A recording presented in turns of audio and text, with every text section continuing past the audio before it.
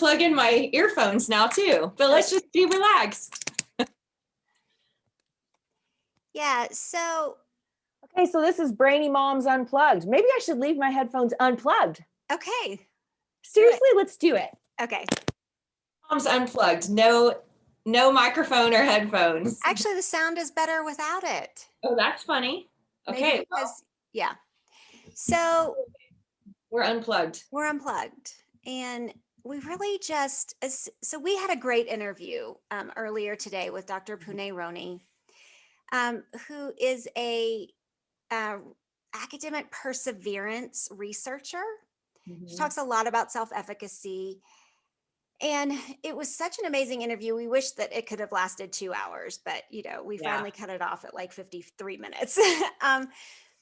But after we hung up with her, we started talking about just our own personal experiences as moms. Based on some things she had said, and decided that we want to share them with you. Yeah. Because maybe our stories will resonate with you. Maybe talking through our stories will help you work through your stories. I don't know, but we just thought maybe we would just turn the cameras back on. Yes. Yeah. And mostly because I wanted you to share your wisdom as a mom and share your real stories and our real struggles that we don't. I think sometimes when we interview people or we're doing a podcast, we try to have a solution. We try to be like, okay, here's a problem and here's a solution. And sometimes when we're just talking through stuff, I don't know that we come up with an easy solution, but maybe the collaborative process of us talking about it, you people listening, and then maybe post comments, post your own experiences, post your own questions. Maybe then we can begin to kind of tease out answers and solutions, at least comfort in commonality. Sure. And maybe make it a little bit of a dialogue. Yeah. So one of the things that Dr. Pooneh shared with us was her need for perfect grades growing up, and that she was not satisfied unless she had straight A's. And so she had a mindset of needing perfection. Right? She didn't say perfectionism, but yeah, that's how I thought of it. Sure. And thought of it in relation to my kids. Yeah. And so her parents did something really fun. They, well, never mind. You need to listen to her. You need to listen to that episode. But it is really intriguing. They basically said, you need to not get perfect grades if you want that new bike. Yeah, they challenged her not to get perfect grades. Yeah, which seems so weird. And like, what parent would do that? And yet then it got me thinking, I don't know. Right. Yeah. Well, what it got you thinking was that as parents, do we create those mindsets by our interactions and the things we say to our kids? Right. And so, so like for my son, Nakota. Yeah. So Nakota is 10. And since like preschool, he's this, if you knew cartoons from way back when, he's a little Mighty Mouse, Speedy Gonzales, whatever. He's like super, super fast runner. And so they have this program in our area called Land Sharks. And I mean, from kindergarten through 3rd grade, he won everything. If he ran a race, a Land Sharks, a city race, a community event, whatever, he won it always, like by far. He was so speedy. And we just sort of started doing this thing of, oh my gosh, Nakota, you're so fast. You're so unstoppable, speedy guy. And by the time he was in 4th grade, he decided at the beginning of the Land Shark season, I hate running. That was his thing. I hate running. I don't want to do races anymore. I mean, at home, he would outrun his older brothers. I mean, he was still running like crazy for fun, but he hated, or according to him, he hated running and he hated running races. And it was because he had this huge pressure to win. Mm-hmm. And I'm like, oh my gosh, my husband and I were going, we did that to him.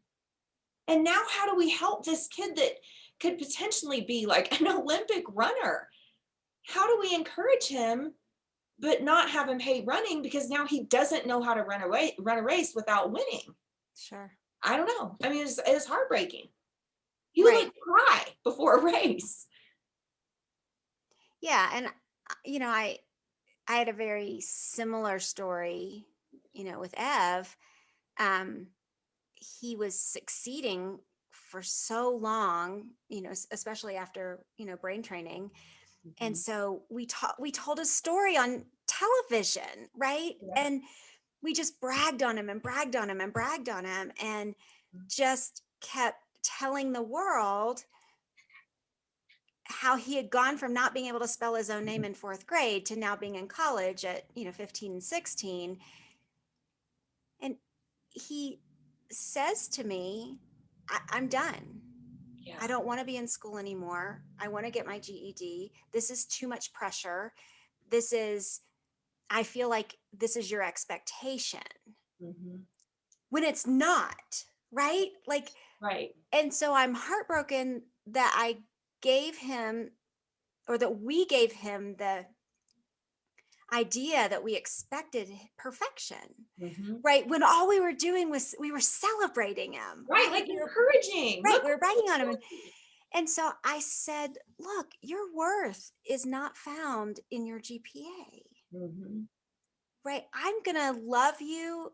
Your dad's going to love you no matter what your grades are. And that is not where you're. And he said, but I just don't want you to be disappointed in me if I don't get A's. Yeah. And I said, look, these 2 college classes that you just failed because of COVID, right? I'm not disappointed in you for failing. I'm disappointed for you. Right. You gotta take them all over again. Right. Right. And so that's very different. Like to being disappointed for you than being disappointed in you. And so it got me thinking that it's so easy to brag on our kids and celebrate them when they're succeeding. Right. But how important it is for us to celebrate our kids every time they try. Yeah. As and well. Yet still, I think we fall into these, it's not even a pattern. It's just, I don't know, we're just doing our best as parents. We're thinking we're encouraging them. And yeah, like with COVID stuff, with learning online, like for Evan, he's like Ian, that Ian could not tolerate this whole online learning model because Ian's like Evan, he's outgoing, he's people driven, social, and Ian learns in that, he's motivated in that face-to-face group setting.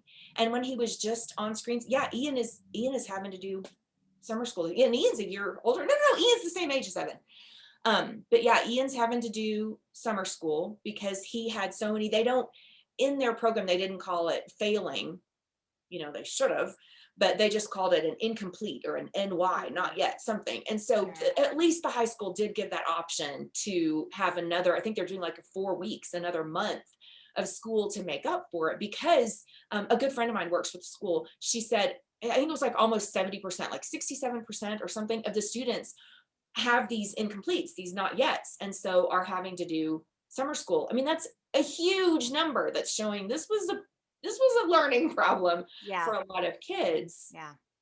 And yet, I mean, to be honest, Ian doesn't really care that he didn't finish. I mean, I've had to be like, dude, you're doing summer school.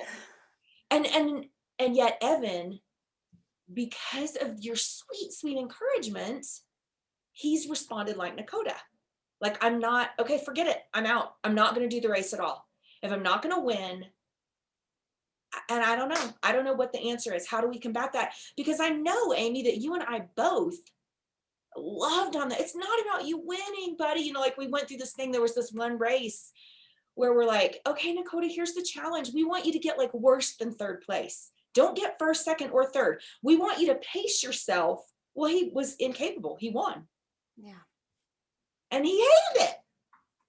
What do we do, moms? I wish you could all get online with us and we could talk about what ideas. Start now. You're listening to this. Just start typing. Link to resources. how have you handled this? What ideas do you have? What things have you learned? What heartbreaking stories do you have that are similar? Yeah. I don't know. Yeah. And besides, you know, getting a redo, which we can't, Yeah. right? Right. There are no mulligans in parenthood. Yeah. Um, we just, we do the best we can with the information we have at the time. We keep saying that over and over again, right? Yeah. And so we just have to be really cognizant now Yeah. about the impression that we're putting on our kids, what the impression we're giving them in terms of what our expectations are. And if Yeah. our expectation is not that they be perfect, then we need to make sure that we're not communicating that. Yeah. Like, how can we, like, what could I do? What could I do to start rehearsing failure with Nakota? Okay. Like what you just said, we can't do over. And like a thing that I often say to the kids is, I didn't know what I didn't know. Mm-hmm. We don't know what we don't know. And all I can do is move forward and try to do better. And I still have littles. Jadaria just turned 9. What can I do to start rehearsing failure as okay? Oh my gosh, that Laura, so we need to hook back to Laura. Last week's Laura. episode, right? Yeah, Laura Laura's Coe episode. from Snapology. Yeah. Oh my goodness. And she had this section where she was talking about STEAM, and the collaborativeness of it, and how when kids get together, like true genius and forward motion happens when kids can practice failure and know that failure is the only way to learn and improve. And so, yeah, I'm sitting here thinking, as we're talking, what could I do to start rehearsing failure? Well, Like purposefully. I think first it starts with a conversation, Hmm. an honest conversation with our kids and an apology. Because I think that Yeah. when we can apologize for our kids for either getting it wrong or giving them the wrong impression accidentally, right? Yeah. I mean, that builds trust, that Mhm. validates that what they were feeling actually happened, right? Even though Yeah. right? And so I think that has to be our first step, Good. is to say, I'm sorry. Like, I'm sorry that whatever my behaviors or words were led to this Yeah. or contributed to this, Yeah. because that's not what I meant. I was trying to celebrate you, not pressure you. Yeah, that's good. Um, and how can I celebrate you in the future? Because as parents, we want to keep celebrating, right? We want to keep No. we want to give the high fives. And so Yeah. help me know, how can I communicate that to you without you thinking that that's the only time you're going to get a high five? Yeah. And I think that asking for input, that definitely, I could see having that conversation with Ian and Canyon, with Eliza. Ian's 16, Canyon's 15, with Eliza who's 21, with my older kids. Like I could see that being helpful. But I mean, like with Serene, Nakota, Jadaria, 12, 11, here I'm having to think about their ages, 12, 11, and 9. They don't know how to answer. And like Sure. Serene, we just had dance recital. And I'm thinking, oh my gosh, Amy, I did it again. She just had dance recital. And all we did is go on and on and on about how great she was, about how her dance has improved, her extension is so much better, her lines were so long, all these things. We just went on and on. And then I just set her up for performance mentality. I don't know. Well, so here's what I think. I think that it's not wrong to compliment our kids on a job well done. It is never wrong to Okay. recognize the outcome of hard work. Right. Okay, Never wrong. Yeah. What we have to do is the in-betweens.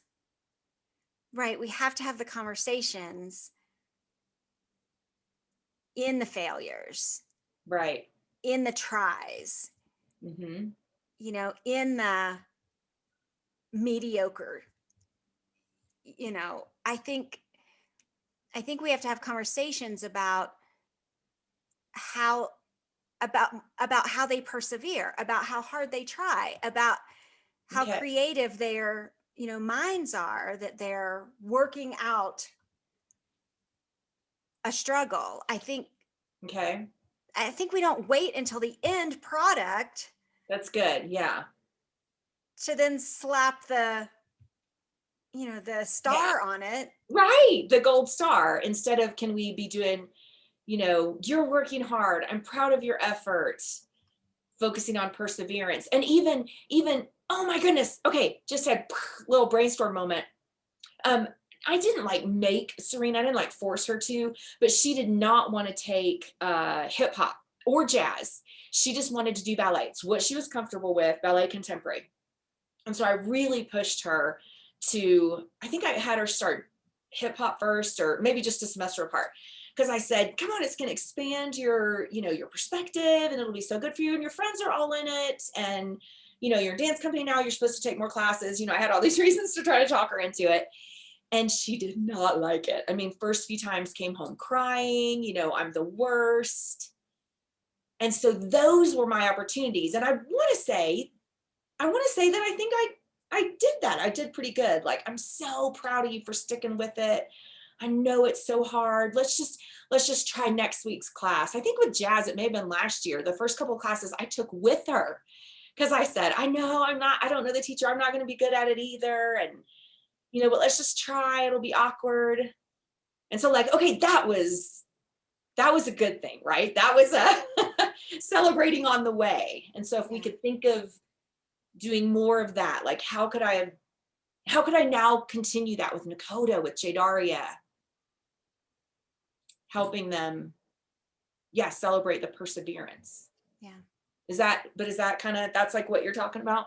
Right. That, it's not about the end product, it's about the process. Yeah. And when we put our focus on the end product, that's black and white, right? Mm-hmm. That's either it's perfect or it's not. Right. Right. Whereas process is full of ups and downs and ups and downs and ups and downs. Mm-hmm. And so I think that if we can be there to encourage them and recognize their efforts and recognize their perseverance in those ups and downs and ups and downs, and help them recognize the downs as an invitation to think critically and be creative and say, how can we do it differently this next time? What do I need to change? Yeah. What have I learned from this experience? How can I use my brain? And use failure to launch. What was the Einstein? Was it Einstein that y'all were just talking about it in the interview or after, or something about all the failures? I'm not that smart. I just keep trying more than other people. Yeah.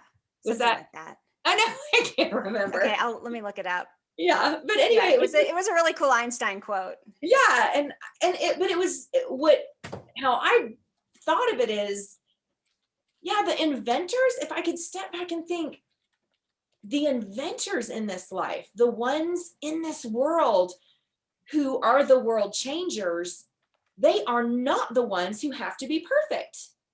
They are not the perfectionists. They're not the straight A students. They're the ones, maybe they get straight A's too because it's easy. I don't know. But I just tend to think they're the ones who go, well, that was a big flop. All right, I learned this. So now I'm going to take all those tools and apply it again. And that was another big flop. But all the big flops are what lead to world changing. Sorry, I just got this strange pop-up virus thing that was shouting at me. So well, that's okay. That's real life. That's what Brainy Moms Unplugged is all about. Real life happens. Yeah. So he said, a person who never made a mistake, never tried anything new. I've tried 99 times and have failed, but on the 100th time came success. Failure does not mean you're a failure. It just means you have not succeeded yet. I want all of these in a frame. Yeah. Failure is a success in progress. So good. So And I do think I don't fit that. I had a very, very performance oriented childhood. I mean, I didn't get grounded for less than an A. I got grounded for less than an A plus. I mean, it was perfection was required. And perfection was so rewarded that, yeah, my whole life was spent on stage, ballet company, theater, everything was about performance. And I don't know. I mean, I know I'm not too old to change and grow and get risky and learn how to fail, but I tend to think I'm never going to be one of those Einstein entrepreneurial leaders. I'm too afraid of failure.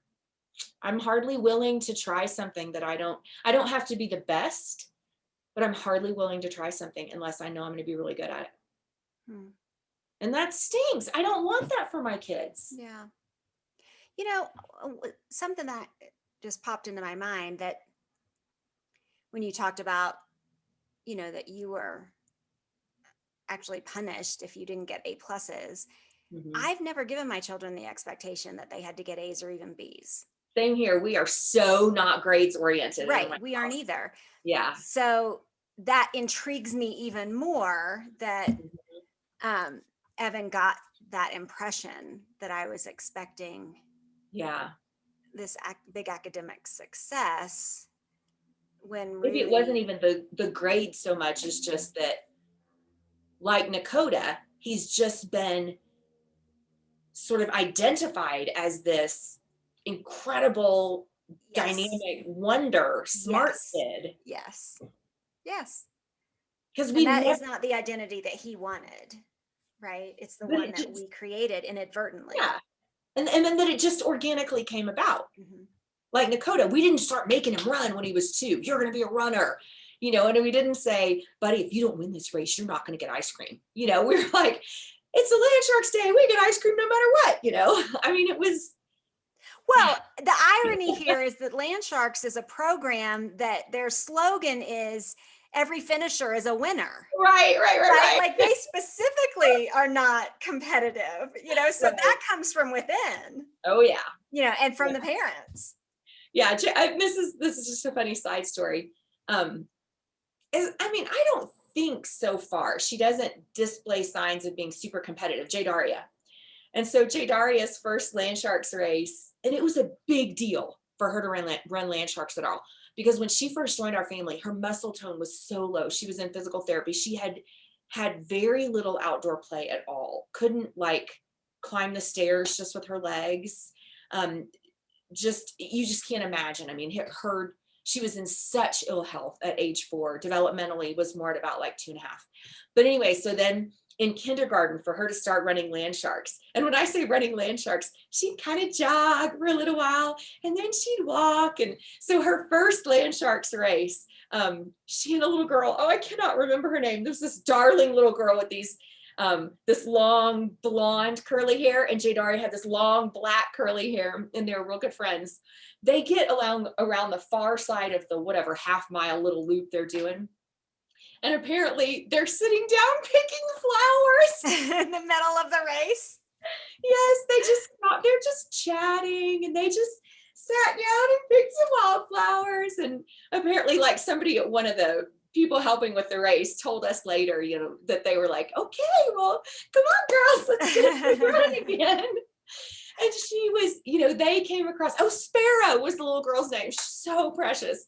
And they come across the finish line. They're just so happy, little flowers in hand. And I love that. Oh, I love that. And for her, it was that she did it was such a miracle.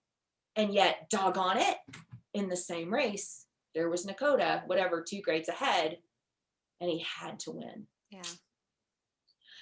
Anyway, no good answers, but it's good to talk about it, and it's good to brainstorm. And I mean, even just being aware is good. Absolutely. And I think we did have some answers. I mean, I think that we clearly said, let's celebrate along the way. Yeah. Let's be intentional. Yeah.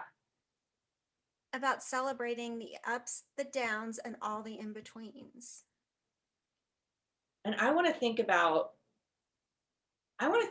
like what Laura with Snapology said. How can I start rehearsing failure with my kids and celebrating failure? Okay, like we play frisbee golf as a family sometimes.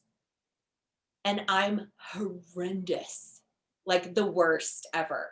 And Serene is too, which is sort of funny because Serene and I are the dancers. And we're terrible. Like there's something about that flinging of frisbee and having to aim and whatever that we just cannot process it. And so often, this is terrible, Amy. So often what happens is Serene and I will get out there and we'll throw a couple times and then we'll just give up. And we just won't play. We'll just be like, we'll start throwing it back and forth. And I'm like, oh, okay. So next time we do this, how can I sort of celebrate failure and say, come on, Serene, we're going to stick with it anyway. And I don't know, like even celebrate that we don't have to improve, but we're out here doing it. We're just going to do it and have fun with the family. And right. I think, I don't know. I think that you establish what your goal is. Is your goal to have fun or is your goal to get better? Right. So choose what your goal is. Yeah. And then everything that you do should be working towards that goal. And so if your goal is just to have fun and you go out there and play, did you still have fun? Then you met your goal, right? Yeah. Celebrate meeting your goal. Right. But then I don't want her to think that she has to give up because she's not good at it. And I fear that that's what I've modeled. And so how can I begin modeling doing something that I'm not good at anyway and just having fun with it? And I can be a failure. I don't have to be good at it. I want to begin modeling that. So do it. Okay. I'll have to check back with you Absolutely. the next couple of weeks and let you know how that's going. Yeah. All right. Well, I'm glad we talked through this. I hope that our listeners gained value from the unplugged after show portion of our show. Yeah. It'll be interesting to see how we post and promote this. When will it happen? When will we? I don't know. We shall see. It doesn't have to be perfect. It doesn't. All right. See ya. See ya.